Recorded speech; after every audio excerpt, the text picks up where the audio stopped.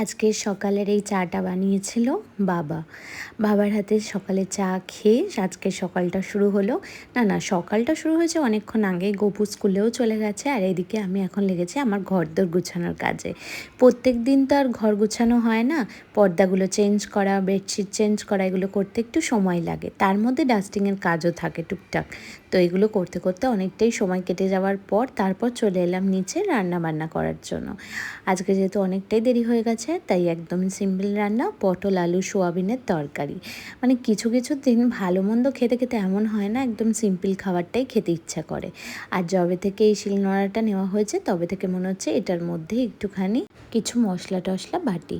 তো আজকে আদা টমেটো কাঁচা লঙ্কা বেটে নিলাম এটার মধ্যে।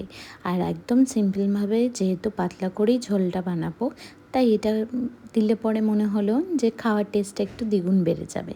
এর সাথে করব একটু ধনেপাতার চাটনি আর তার সাথে ডিমের কারি। তাই ডিমের কারিটা লাস্টেই হবে। আর ডিমটা স্পেশালি বানানো হচ্ছে গপুর জন্য। গপু আবার নিরামিষ শুধু খেতে পারবে না, তাই ডিমটাও বানানো হচ্ছে। আর মা তো আজকে নিরামিষই খাবে বৃহস্পতিবার বলে। আর মা এখন রেডি হয়ে যাচ্ছে গপুকে আনতে, আর আমি এদিকে গ্লুকন্ডি বানিয়ে রাখলাম। গপু না ভীষণ গ্লুকন্ডি খেতে পছন্দ করে, কিন্তু সবসময় তো সেটা দেওয়া হয় না, তাই জন্য ওর জন্য বানিয়ে পাঠালাম, গাড়িতে আস্তে আস্তে একটু খেয়ে নেবে। তাহলে আজকের ব্লগটা থাকছে এই পর্যন্ত। কেমন লাগলো অবশ্যই কমেন্ট করে জানিও।